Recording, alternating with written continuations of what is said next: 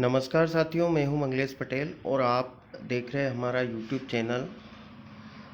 साथियों, आज मैं आपके लिए जीव विज्ञान कक्षा 12वीं का प्रश्न पत्र लेकर आ रहा हूं। ये जो हमारा प्रश्न पत्र है बायोलॉजी का है ना, ये 2018 का क्वेश्चन पेपर है हमारा। तो साथियों, इसके जो है क्वेश्चन आंसर हम हल कर लेते हैं।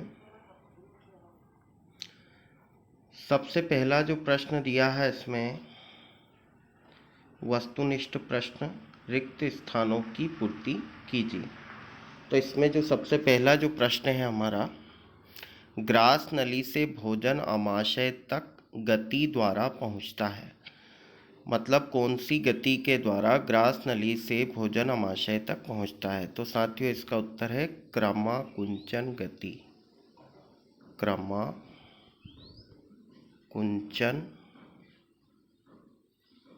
गति, क्रमाकुंचन गति के द्वारा।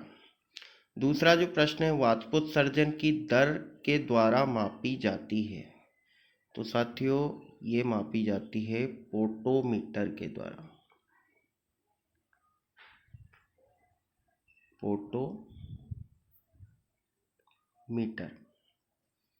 उसके बाद में दीप्तिकालिता परिघटना की खोज ने की थी, किस वैज्ञानिक ने की थी, उसका नाम पूछा है। तो साथियों, वो की थी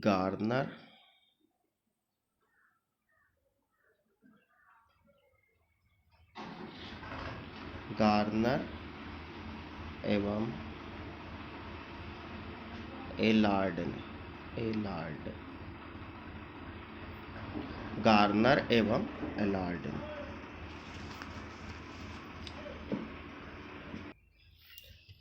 उसके बाद में साथियों, अगला जो प्रश्न है हमारा, लाइकेन के उदाहरण हैं। लाइकेन जो है किसका उदाहरण है? तो लाइकेन किसका? सहजीविता का उदाहरण है। सहजीविता। अगला जो प्रश्न है, जनसंख्या समय व स्थान के अनुसार होती रहती है। कैसी होती रहती है? परिवर्तित होती रहती है। परिवर्तित। अगला जो प्रश्न है हमारा, सही विकल्प चुनिए। शुद्ध जल का विभव और परासरण विभव होता है। तो साथियों, इसका सही उत्तर है 0 और 0। पुरकिंजे का रेशा पाया जाता है। पुरकिंजे का रेशा किस में पाया जाता है? हृदय में। उसके बाद में जीर्णता के उत्तरदायी हार्मोन है। जीर्णता के लिए उत्तरदायी हार्मोन है एब्सिसिक अम्ल। ऊर्जा का पिरामिड हमेशा होता है। कैसा होता है साथियों? सीधा होता है। लैंगिक संसर्ग जन्य रोग है। कौन सा रोग है ये? एड्स रोग। अगले क्वेश्चन की ओर आ जाते हैं साथियों हम। एक शब्द वाक्य में उत्तर लिखिए। इसमें जो पहला है, क्लोरोफिल का प्रमुख संगठक तत्व कौन सा है? मैग्नीशियम। कौन सा है साथियों? Magnesium Mg। मानव शरीर की सबसे छोटी अस्थि है। कौन सी? स्टेपिस। कान की हड्डी होती है ये। एक आंशिक मूल परजीवी पौधे का नाम बताइए। तो सबसे अच्छा उदाहरण है इसका चंदन।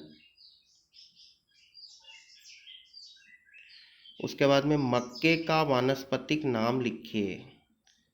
जिया मेज। क्या नाम है साथियों? जिया मेज। शून्य जनसंख्या वृद्धि की परिभाषा लिखिए। तो शून्य जनसंख्या वृद्धि क्या होती है साथियों? जब औसत मृत्यु दर और जन्म दर समान हो। जब औसत मृत्यु दर और जन्म दर समान हो तो उस स्थिति को शून्य जनसंख्या वृद्धि कहते हैं।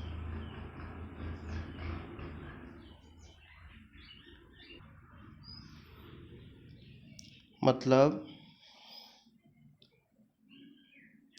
औसत मृत्यु दर बराबर हो जाएगी औसत जन्म दर,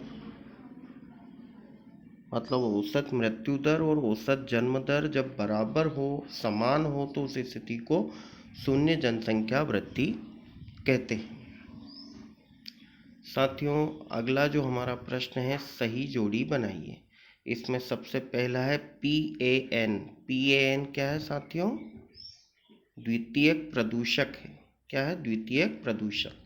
विटामिन के, विटामिन के किसके लिए काम आता है? रक्त का थक्के के लिए काम आता है। उसके बाद में है साथियों हमारा जो अगला प्रश्न है, सी वाला ऑप्शन, एक्रोमिगेली। एक्रोमिगेली क्या है? तो ये क्या है साथियों? वृद्धि हार्मोन है। उसके बाद में अपघटनकर्ता। अपघटनकर्ता क्या है साथियों? इसका आ जाएगा प्रतिजन, और इंटरफेरॉन क्या है? प्रतिरोगाणु पदार्थ है। उसके बाद में सेक्शन बी में ये छोटे छोटे प्रश्न दिए गए हैं साथियों। निःश्वसन में अंतर, भ्रूण पोष किसे कहते हैं, अलैंगिक प्रजनन की परिभाषा दीजिए, प्लेसेंटा क्या होता है, टेस्ट ट्यूब बीबी, सारे जो है सरल प्रश्न हैं। तो इसकी PDF मैं आपको लिंक में भेज दूंगा डिस्क्रिप्शन में, ताकि आप इन प्रश्नों का भी अध्ययन कर सकें। साथियों, आपको हमारा वीडियो कैसा लगा कमेंट करके ज़रूर बताइएगा, और अगर अभी तक आपने हमारे चैनल को सब्सक्राइब नहीं किया है तो आप इसे सब्सक्राइब कर सकते हैं। आपका बहुत बहुत धन्यवाद।